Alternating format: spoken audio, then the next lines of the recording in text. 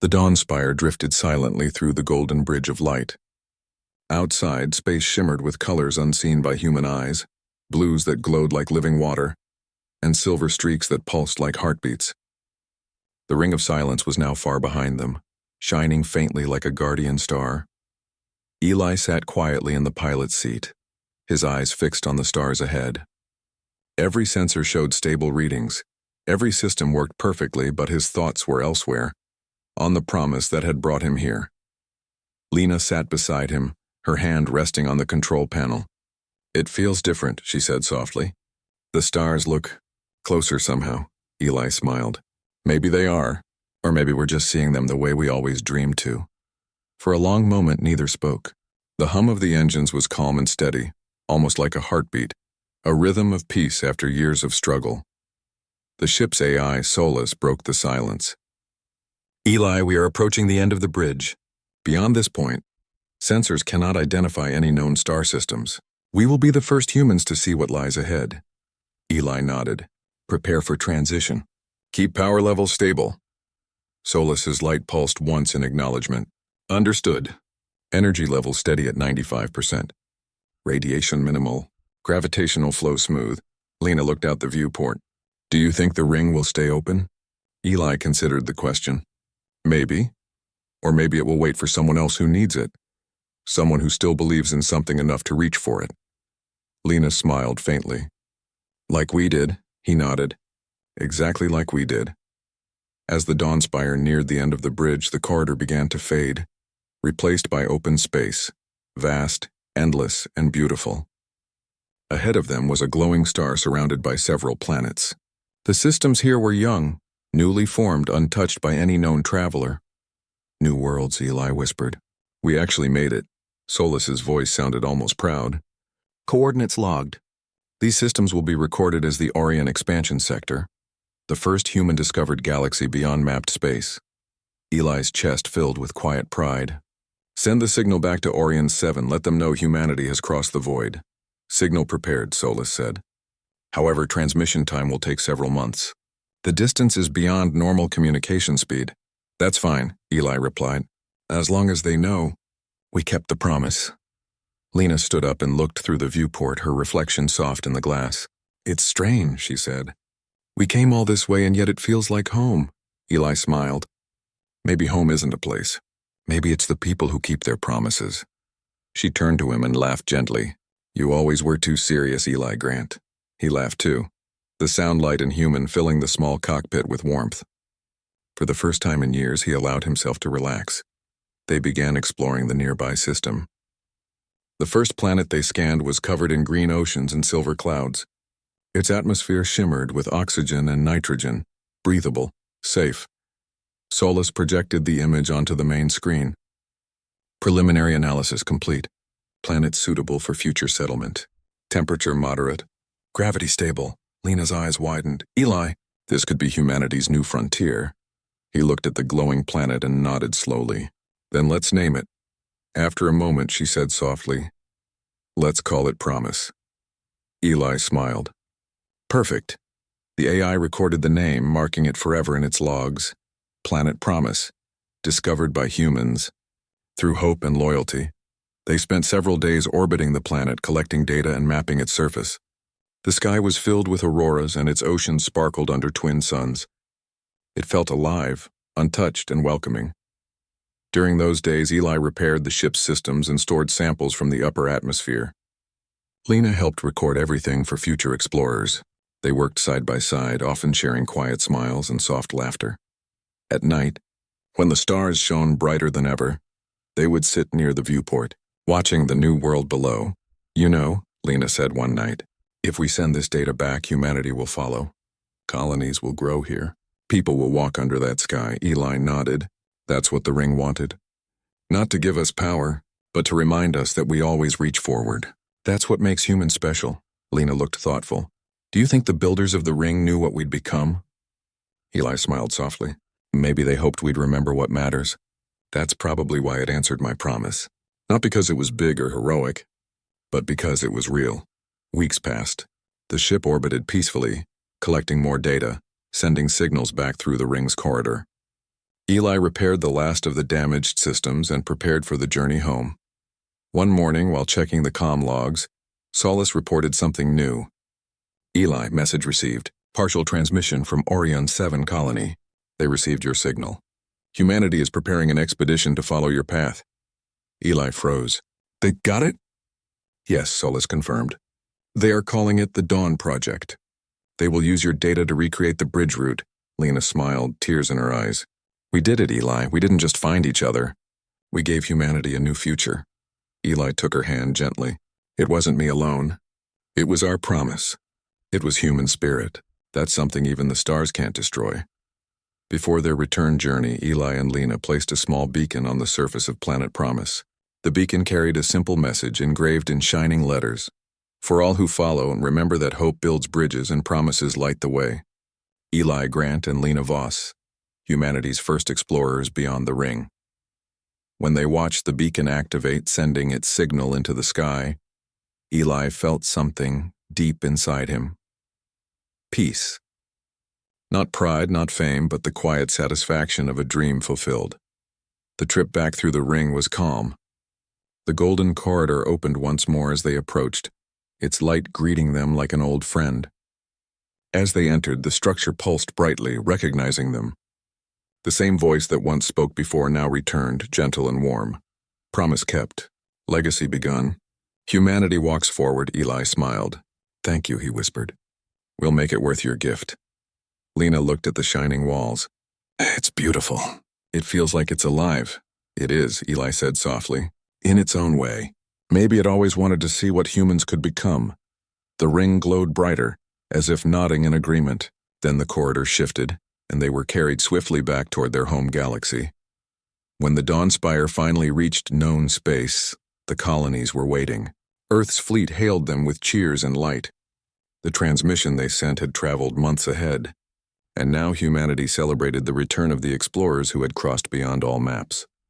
As their ship docked, hundreds of signals filled the communication channels. People from across systems sent words of hope and pride.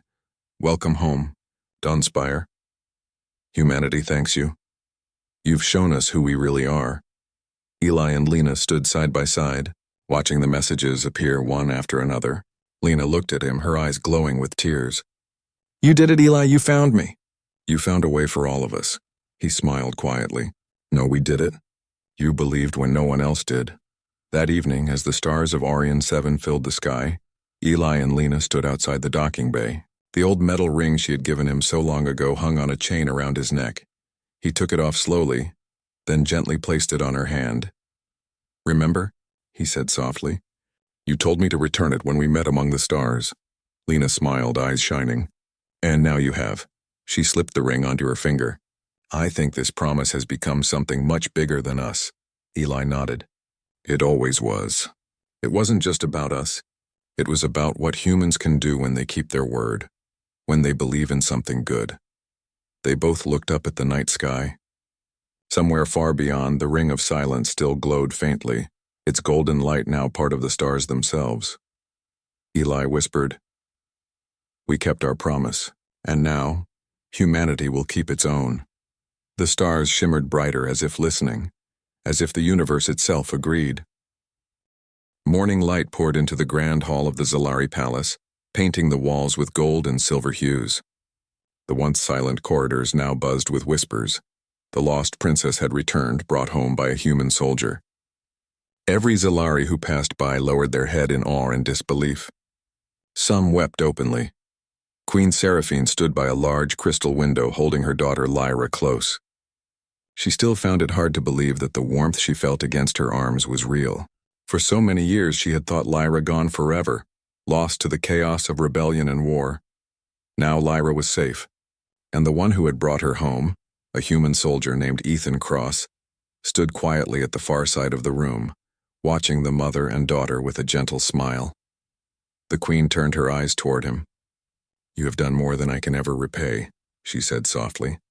You risked everything to return what no one else could, my child and my hope. Ethan shook his head humbly. Your Majesty, I didn't do it for reward. I just couldn't leave her alone out there. She needed help, and any decent person would have done the same. The queen's eyes softened. You speak as though compassion is simple, yet it is the hardest thing to show in times of war. Peace talks begin later that day. Seraphine called for a meeting unlike any in Zalari history. In the vast chamber of the Celestial Council, representatives of both the Zalari Empire and Human Alliance gathered under one roof, something that had not happened in generations. Ethan stood beside the Queen, wearing his damaged but clean armor. His presence made both sides uneasy. Many human generals frowned, while Zalari commanders whispered among themselves. Yet the Queen lifted her hand, commanding silence. She spoke clearly, her voice echoing through the chamber. For years our people have shed blood and built walls of hatred. We saw each other as enemies, not as living beings with hearts, families, and dreams. But today one man has proven that we were wrong. She turned toward Ethan. A human soldier saved my daughter, though he owed me nothing. He crossed deserts, storms, and enemy fire, not for victory but for kindness. If this is what humanity can be, then I believe peace is not impossible. A murmur rippled through the hall. Ethan felt every eye on him. He took a step forward and spoke softly but firmly. I'm not here as a hero. I'm just a soldier tired of seeing people suffer. I've seen children on both sides cry for parents who never came home. Maybe it's time we stop fighting and start listening. The words were simple, but they struck deep. Even the sternest Zalari generals lowered their gaze. The humans in the room exchanged uneasy glances, realizing that the truth had come from the one person they least expected, a soldier who had seen too much pain. A child's voice. Just then, Lyra entered the room holding her mother's hand. The hall fell silent. Her small figure, dressed in soft blue robes, seemed to glow under the chamber's light. She looked around nervously, then spotted Ethan and smiled. Running to him, she held up the small silver pendant that had led them through the war zone. This, she said softly, is light. Light shows the way when all is dark. Ethan showed me the way. Her voice trembled, but her words carried a strange strength. Humans can be good. They can care, like he cared for me. No one in the room could ignore the innocence of her tone or the sincerity in her eyes. Queen Seraphine placed a hand on her daughter's shoulder. My people, she said, our future depends not on how strong our armies are, but on how open our hearts can become. Even the human commander, General Halden, stood up. Perhaps, he said slowly, we should talk. Truly talk. If this child and this man can find peace in a battlefield, maybe our nations can do the same. The spark of change over the next few days, both sides held long meetings. There were disagreements, arguments, and moments when old anger nearly returned. But each time someone would look at Lyra, sitting quietly by her mother holding her pendant, and remember why they were there. Ethan became the bridge between two worlds. He translated human customs, explained their fears, and listened to the Zalari's grief. When tension rose, his calm tone often brought the room back to peace. He didn't see himself as a hero, but the people around him began to. Across both empires, his story spread, the human soldier who saved the alien princess. Children spoke his name with admiration. Soldiers on both sides lowered their weapons more often, unsure if the person across the battlefield might also have a family waiting at home. A new dawn weeks later, under the twin suns of the Zalari world, the Queen and the human ambassador stood together before thousands of citizens. Queen Seraphine declared, "Today we end the silence between our peoples. From this moment, no human or Zalari will raise arms against the other. We will build together, a future of understanding, not war." The crowd erupted in cheers, their voices echoing across the capital. For the first time in decades, the sound was not of battle. It was of peace. Lyra sat on a raised platform beside her mother, watching with wide eyes. She spotted Ethan in the crowd and waved happily. Ethan smiled, raising a hand in return. When the ceremony ended, the Queen approached him once more. "You could stay, Captain Cross," she said. "You are welcome here always. My daughter thinks of you as family."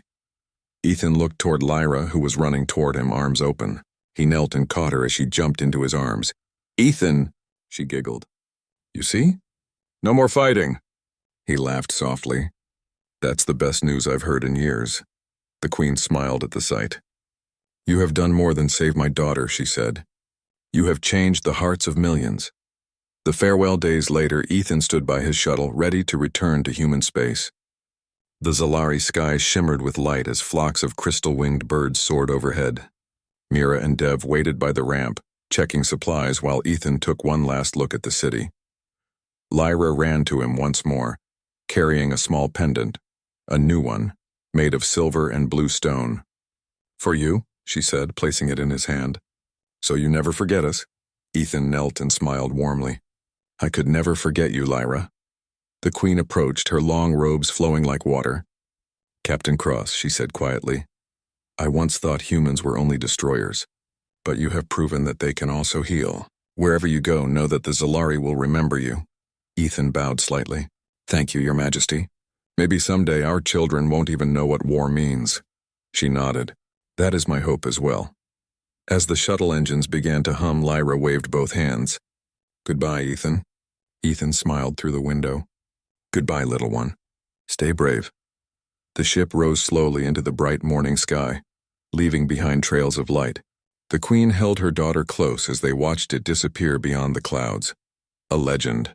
Across the stars months later, the story of Ethan Cross and Princess Lyra became known throughout the galaxy. Humans and Zalari began exchanging messages, trade, and visits. Walls of hate turned into bridges of understanding. Schools told the story of the soldier who brought peace not with a weapon, but with kindness. Statues of Ethan and Lyra were built in both capitals, a symbol of unity between their races. In one of the new academies, a young Zalari student touched the base of Ethan's statue and whispered, "If one human could do so much, maybe we all can too." Back on Earth, Ethan lived quietly near the ocean. Sometimes he would hold the small blue pendant and look at the stars. Somewhere out there, he knew Lyra and her mother were looking at the same sky. He smiled. "We did it," he whispered. "We finally found peace." The waves rolled gently against the shore, and above him 2 stars shone side by side, one blue, one gold, like the friendship between 2 worlds that had once been enemies. And thus, a legend was born. The human who stopped a war not with power but with compassion, and the little girl who showed 2 galaxies that peace was possible. The sky above the alien world of Vireth was dark and broken. Smoke rose like black rivers into the air, mixing with the pale light of 2 dying suns. Once this world had been a shining capital of the Zirath Dominion. Tall glass towers, floating gardens, and silver bridges that touched the clouds. But now it was only ruins. Sergeant Daniel Reeve walked slowly through the wreckage, his armor covered in dust and blood. He had seen too much war. His boots crushed pieces of glass that had once been windows of beautiful alien homes. The silence around him was heavy, almost alive. No birds, no engines, no voices, only the sound of his breathing inside the helmet. The war between humans and the Zirath had ended just 3 days ago. The peace treaty was still being signed in orbit, but on the surface, death still waited in every corner.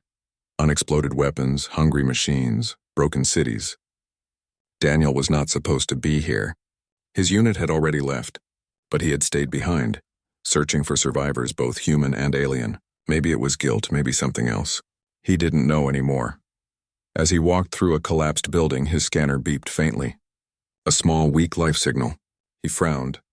There should have been no one left alive in this zone. Carefully, he moved forward, following the signal deeper into the rubble. Dust floated around him like snow. The scanner led him to a cracked metal door half buried in stone. He pushed it open and stepped inside. The room was dark, filled with strange alien shapes, glowing vines, shattered crystal panels, and something that looked like an incubator. The signal grew stronger. He shone his helmet light on the floor and froze. Under a fallen beam lay a small figure. A child, trembling, her skin a faint shade of violet. She had delicate silver lines running down her cheeks, glowing softly. Her eyes were closed and she was breathing weakly. Daniel's heart stopped for a moment. She wasn't human. She was Zirath. For a few seconds he didn't move. The Zirath had been the enemy for years. They had burned human colonies, destroyed ships, and killed millions. Every human soldier was taught not to trust them. But as he looked at the small child lying helpless under the rubble, something inside him changed. She wasn't a soldier. She was just a little girl. Daniel dropped his weapon and rushed forward. Hey.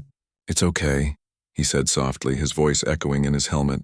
He lifted the beam carefully, his armor servos whining from the strain. The child whimpered but didn't wake. He checked her pulse, faint but steady. She was alive. He gently picked her up. Her body was light, almost weightless. She had strange markings on her arms, royal symbols maybe, but he didn't care.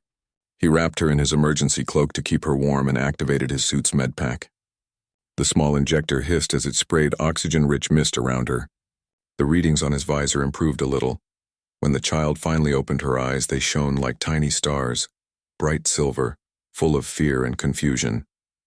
She tried to speak, but the words were not in any language he knew. Her small hands clutched his armor. "Shh, you're safe now," Daniel whispered. "I won't hurt you." The child blinked at him, then said something softly. The translation AI in his helmet tried to process it and finally gave him a rough translation. "Who are you?" He smiled weakly behind the helmet. "I'm Daniel, a human. You can call me Don, if that's easier." She repeated the sound slowly. "Don," and then surprisingly smiled. It was a small, tired smile, but it made something warm spark inside his chest. Daniel carried her out of the ruins, scanning the sky for signs of patrol drones. The ceasefire didn't mean peace was real yet. The air still smelled like burnt metal and ozone. He found an abandoned transport bunker nearby and decided to rest there for the night.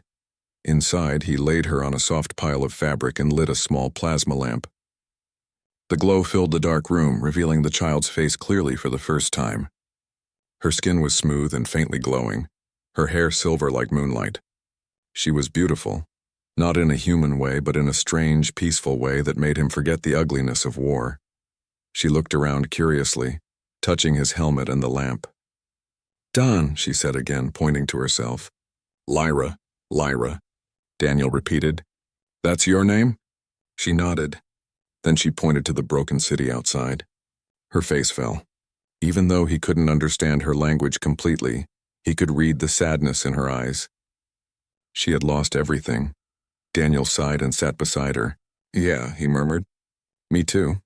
He opened a small ration pack and handed her a nutrient bar. She sniffed it carefully, then took a tiny bite. Her expression softened.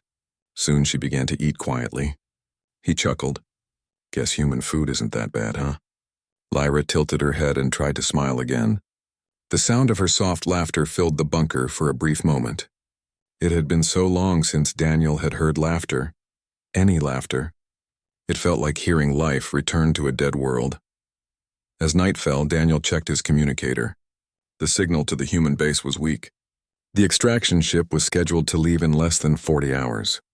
If he wanted to return safely, he had to reach the human camp before that. But now with Lyra, everything became more complicated. The humans might not accept her. Some soldiers still hated the Zyrath deeply. They might even try to harm her. He looked at her as she slept beside the lamp, her small chest rising and falling slowly. Her hands were folded and her face looked peaceful. A tiny hum escaped her lips like a lullaby. The sound was soft, almost magical, and for the first time in years, Daniel felt calm. He leaned back against the wall and stared at the stars through the broken roof. The universe felt enormous, silent, and lonely. Yet here in this small, ruined bunker, a human and an alien child were sharing warmth and hope. Morning came with the distant rumble of thunder. Daniel woke to find Lyra already awake, looking out the door. The storm outside was glowing, violet lightning dancing across the clouds. She looked scared, so Daniel reached out his hand. "It's just a storm," he said gently. "Nothing to fear." She hesitated, then took his hand. Her fingers were small and cool to the touch. Together they stepped outside. The landscape stretched endlessly. Mountains of metal and rivers of ash. Somewhere far away he could see the faint lights of a surviving Zyrath city. Daniel activated his map. "We're here," he said to himself. "If I go north, I can reach the human zone. But if I go east," Marty paused. East led toward the alien heartlands and dangerous, but maybe safer for her. Lyra tugged at his sleeve and pointed east. "Mother," she said. The translator confirmed it. "Mother." He froze. So she had a mother still alive. Maybe searching for her, maybe grieving for her. Daniel looked at the path ahead, then at the child holding his hand. His soldier's instincts told him to go back, to bring her to the humans. But his heart told him something else. She didn't belong in a cage or a lab. She belonged with her people. He knelt down to her level. "Okay, Lyra," he said softly. "We'll find your mother. I promise. Lyra's eyes brightened and she hugged him tightly. It was sudden and pure. The kind of hug that only a child could give. Daniel felt his throat tighten. For a moment, he forgot the war, the pain, the hatred. All he felt was the simple truth that kindness was stronger than fear. As the storm began to fade, Daniel started walking toward the eastern horizon, carrying his rifle on his back and hope in his heart. The path ahead would be dangerous. He didn't know what waited for them, enemies, traps, or death. But he also didn't care. For the first time in years, he had a purpose that wasn't about fighting or surviving. It was about saving someone innocent. And somewhere beyond the mountains, in a palace of light and sorrow, an alien queen named Sarave felt a strange pulse in her heart, a faint connection that told her something she had thought impossible. Her lost daughter was alive. The storm had passed, but the world of Vireth still looked like it was morning. Black dust floated through the air as Daniel Reeve and the small alien girl Lyra walked across the wasteland. Their shadows stretched long across the ruined fields. Every step made a soft crunch on broken glass and metal. Daniel's armor was scratched and his energy cells were running low. His communicator blinked red, showing a weak signal. He could call for human rescue, but he didn't want to risk it yet. If the humans came, they might take Lyra away. She was a Zyrath child, and not just any Zyrath. He was beginning to believe she might be someone very important. Lyra walked beside him, holding his hand. Her small feet barely made a sound. Sometimes she looked up at him and smiled. Other times she stayed quiet, her bright eyes scanning the horizon. She seemed to understand more than her age should allow. They stopped by an old crashed ship to rest. The hull was burned, half buried in the sand. Daniel climbed inside and checked the storage bay. He found a few dried rations and a water filter, old but still working. Luck was finally on his side. He sat near the doorway while Lyra explored the wreck carefully. She touched every strange object with wonder, like a child seeing the world for the first time. When she found an old reflective panel, she stared at her own face in it, then at Daniel's. Different, she said slowly. Daniel smiled tiredly. Yeah, we look different. You're purple, I'm pinkish, but we both bleed red, I think. Lyra tilted her head, trying to understand. Then she pointed at his chest where the human flag was painted, a small blue earth with stars. Home? She asked. He nodded. Yeah, that's my home. She touched her chest and said softly, Vireth. Daniel looked at the ruins outside. Your home. Lyra's eyes dropped to the floor, her small voice breaking. Gone. For a long moment, neither of them spoke. The silence between them felt heavy. Then Daniel said quietly, maybe not gone. Maybe just waiting to start again. Lyra looked at him and smiled faintly. Start again, she repeated as if tasting the words. They continued their journey east. Daniel used his map and compass to guide them through the damaged terrain, across burnt forests, over dry rivers, and through cities that had once been beautiful. Everywhere they went, they saw signs of what war had done, shattered towers, fallen statues, and burned machines. But sometimes they also found beauty. Once they passed a field of glowing flowers that had somehow survived the destruction. Lyra ran into the middle of them, her laughter echoing through the silence. She picked one and handed it to Daniel. Pretty, she said. He nodded, taking it carefully. The petals shimmered blue and gold under the sunlight. Yeah, very pretty. He put it inside his armor pocket as if it was something precious. At night they camped near a cave. The stars above Vireth were unlike anything Daniel had ever seen. They were brighter, larger, and moved slowly across the sky. Lyra sat beside him, hugging her knees. He started a small campfire using his survival kit. The orange glow danced across the rocks. Lyra leaned closer to it, her eyes wide with amazement. Warm, she said, holding her hands over the flames. Daniel chuckled. It is. We humans love fire. It keeps us alive. Lyra thought for a while, then said softly, Humans, strong. He looked at her with surprise. Strong? She nodded. Fought Searath. No fear, Daniel sighed. We had fear. Everyone did. But we fought because we had no choice. Lyra tilted her head, studying him. You fight good? He gave a half smile. I used to think so, but now I don't want to fight anymore. There was a long pause. The sound of wind filled the air. Then Lyra said quietly, Done good. Not like other soldiers. Her words hit him harder than she could know. He looked into the fire, lost in thought. He remembered all the faces he'd seen, both human and alien, lost because of this endless war. Maybe she was right. Maybe he wasn't like the others anymore. Hours later, Daniel woke to a faint sound outside the cave. He grabbed his rifle and motioned for Lyra to stay quiet. She nodded, understanding instantly. He stepped out carefully. The night was silent except for the whispering wind. Then he saw them, two shadowy figures moving among the rocks. He raised his weapon and shouted, "Identify yourself." A deep voice answered through static. "Hold your fire. Human unit, Bravo 7. Daniel blinked. Human soldiers. He lowered his gun slightly as two men in armor approached, their visors glowing blue. "Sergeant Reeve?" one of them asked. "We thought you were dead." "Almost was," Daniel replied. "What are you doing out here?" "Rescue patrol," the soldier said.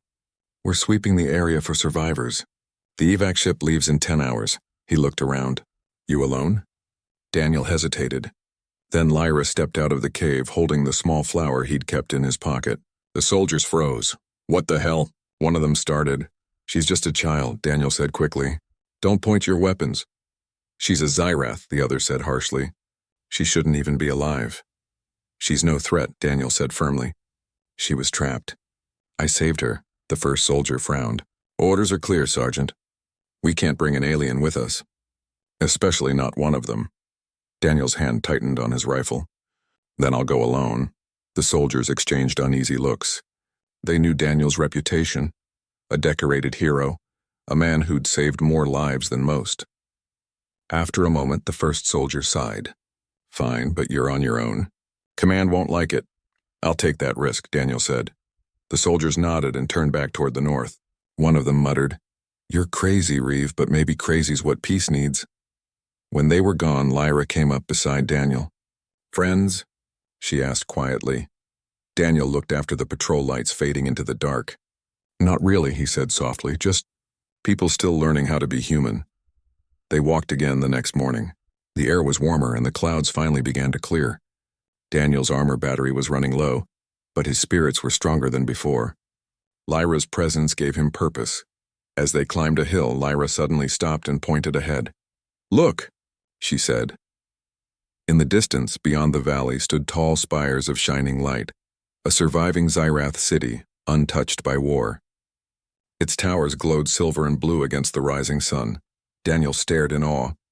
"You think your mother is there?" Lyra nodded eagerly, her eyes bright with hope.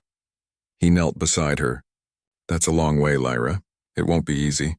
She reached out and touched his hand. "You come?" He looked into her eyes and saw trust, pure and absolute. He smiled gently. "Yeah, I'll come." They continued walking, their silhouettes small against the giant alien horizon. Along the way, Daniel taught Lyra a few human words. Sun, sky, hope, friend. She learned fast, repeating them proudly. Sometimes she would sing in her soft alien voice, songs filled with strange melodies that echoed across the hills. Daniel didn't understand the words, but the feeling was clear. Sadness and love. At one point, they stopped by a small stream. Lyra touched the water, watching it shimmer. "Life," she said. Daniel nodded. "Yes, life always finds a way." That night, as they rested again, Daniel recorded a message in his communicator. "This is Sergeant Daniel Reeve. I'm alive. I found a Xyrath child and possibly royal lineage. I'm taking her east to the nearest city. If I don't return, tell Command the war's over. It's time to stop fighting." He closed the device and looked at Lyra sleeping peacefully beside him. She had wrapped herself in his cloak again, her tiny hands clutching the edge like a blanket. For the first time in years, Daniel felt something close to peace. The stars above them shone brighter than before, as if the universe itself was watching. He whispered to himself, "If one human can save one child, maybe that's enough to save a galaxy." Far away in the shining city ahead, the alien Queen Sarave stood on her balcony, gazing at the same stars. She placed a hand over her heart, feeling a pulse, faint but real. Somewhere out there, her daughter was alive. The sun rose slowly over the dead world of Virith, painting the sky in pale orange and blue. Daniel Reeve walked carefully across the rocky ground, his armor dusty and scratched, while the small alien girl, Lyra, followed close behind. They had been walking for days now, heading toward the shining spires they had seen in the distance, the last stronghold of the Xyrith people, and maybe Lyra's home. Each step took effort. The war had left the land in ruins. Craters, burned forests, and twisted metal stretched as far as they could see. Daniel's energy cells were almost empty. His rations were running out. But every time he looked at Lyra's bright silver eyes and her quiet smile, he found the strength to keep going. Lyra had learned a few more human words. She would often point at things and name them in her soft voice. Sky, tree, stone. And Daniel would nod proudly, teaching her new ones. One evening she pointed at him and said, "Friend." He smiled. "Yeah, friend." The word filled the silent air with warmth. As they crossed the remains of an old battlefield, Daniel saw burned human tanks and shattered Xyrith war machines lying side by side. He stopped for a moment, staring at the wreckage. The ground still smelled faintly of smoke. A torn human flag was half buried in the dirt. Lyra tugged at his hand. "Sad?" she asked. Daniel nodded slowly. "Yeah, this place, it's full of ghosts." She looked around with her glowing eyes and then whispered, "No ghosts. Only memory." Her words surprised him. For someone so young, she spoke like an old soul. Maybe her kind understood death differently. He wondered how many of her people had fallen here, and how many of his own friends. The thought made his chest heavy. They moved on. That night they took shelter inside a broken alien transport ship. The inside still glowed faintly with blue light from the power core. Lyra sat near one of the panels, tracing her fingers along the glowing symbols. "Your ship?" Daniel asked. Lyra shook her head. "Old bad war." Daniel sat beside her and handed her a small piece of ration bread. "Eat. You need strength." She took it and smiled shyly. "Thank you, Don." He leaned back, looking at the stars through a hole in the ceiling. "You know," he said, "back on Earth, kids play under clear skies. They run in the grass. No fire, no war. Just laughter." Lyra looked up at the stars, trying to imagine it. "I want to see Earth," Daniel chuckled softly. "Maybe one day, when all this madness ends." She nodded and rested her head on his arm. "Together?" His throat tightened. "Yeah, together." The next morning, Daniel heard something strange on the distant sound of engines. He quickly told Lyra to stay hidden inside the wreck. Crawling to the edge of a cliff, he looked down and saw a patrol of Xyrath soldiers moving through the valley. Their armor shimmered like polished crystal, and their weapons glowed with cold blue light. He knew if they found him, they would think he was a spy or an invader. But Lyra, maybe they would recognize her. Maybe they would take her to the Queen. It was a risk, but a necessary one. Daniel went back to her. "Lyra," he said softly, "there are soldiers ahead. Your people." Her eyes widened. "Mother?" "Maybe," he said. "We'll have to find out. But we must be careful. If they see me first, they might hurt me. I need you to stay behind me, okay?" She nodded bravely. "Okay, Don." They moved quietly down the slope until they reached the valley floor. The Xyrath patrol had stopped near a broken bridge. Daniel raised his hand slowly and stepped out of the shadows. "Don't shoot," he shouted. "I come in peace." The alien soldiers instantly aimed their glowing rifles at him. Their leader, tall and armored in gold, stepped forward. "A human?" The alien hissed. "Why are you here?" Daniel kept his voice calm. "I'm not your enemy. I found someone. A child." He turned slightly and motioned for Lyra to come out. The soldiers froze when they saw her. She stepped forward, clutching Daniel's cloak, her eyes wide. The leader gasped. "By the stars. Princess Lyra?" Lyra blinked, then said softly, "Home?" The soldiers dropped to one knee in shock. "Your Highness, we thought you were lost in the bombardment." Daniel's heart lifted for a moment, until the leader turned his cold eyes back to him. "And you, human, what are you doing with her?" "I saved her," Daniel said simply. "She was trapped under debris. I protected her. I'm just trying to bring her back." The leader narrowed his eyes. "Why? You could have left her to die." Daniel looked straight at him. "Because she's a child. Because war or not, no one deserves to be alone." For a moment, the alien said nothing. Then he lowered his weapon slightly. "The Queen must see this. You will come with us." Daniel and Lyra rode in the alien transport toward the capital city. The inside was bright and smooth, filled with strange lights and humming sounds. Lyra sat beside him, holding his hand tightly. The soldiers watched them silently but did not speak. After hours of travel, the silver towers of the Xyrath capital came into view. Daniel's breath caught. The city was beautiful. Tall spires shining with light connected by bridges of crystal. Floating gardens hung in the air, glowing softly. Despite the damage from the war, it still looked like a place of peace and wonder. When they arrived, Lyra was taken gently by royal attendants. They spoke to her in their musical language, tears of joy in their eyes. Daniel followed, surrounded by guards. Every alien they passed stared at him in shock, a human walking freely through their sacred halls. They entered the royal palace, a vast hall made of glass like stone. Blue energy flowed through the walls and the air smelled faintly of flowers. At the end of the hall stood the throne. The queen of the Xyrath, Serave, rose as they entered. She was tall and graceful, with silver hair and glowing eyes that seemed to hold both wisdom and sadness. When she saw Lyra, she froze and then ran forward. "Lyra," she cried, her voice trembling. Lyra's face lit up. "Mother!" She ran into her arms, and the queen dropped to her knees, embracing her tightly. The entire room fell silent. Even the guards lowered their heads. The sound of the queen's quiet sobs echoed through the hall. Daniel stood back, feeling a deep ache in his chest. It was a moment of pure love. Mother and child reunited after the long darkness of war. He had risked everything for this, and now it was worth it. After a while, the queen looked up at him. "Human," she said, her voice soft but commanding. "You brought my daughter back?" Daniel nodded respectfully. "Yes, Your Majesty. I did what anyone should do." "Not anyone," she said. "You did what others would not." Her eyes shone with emotion. "You crossed a world of fire for a child not of your kind. Why?" Daniel hesitated, then said quietly, "Because she reminded me what it means to be human, to care, to protect life even when it's not your own." For a long time, the queen said nothing. Then she whispered, "The war has taken so much from all of us, but perhaps it has given us this lesson." She stood tall and turned to her guards. "There will be no harm to this man. He is a friend of the Xyrath." The guards bowed.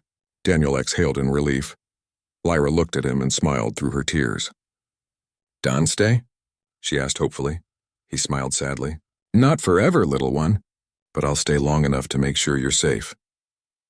That night, Daniel was given a chamber in the palace. He sat by the window looking at the city lights. The sound of gentle alien music filled the air. For the first time in years, he felt peace. Outside, the queen stood on her balcony with Lyra in her arms. She looked at the stars and said softly, "Perhaps humans are not as different as we thought." Lyra whispered, "Dawn good." The queen smiled. "Yes, my love." "Very good." And somewhere deep in the city, bells began to ring, and not for war, but for hope.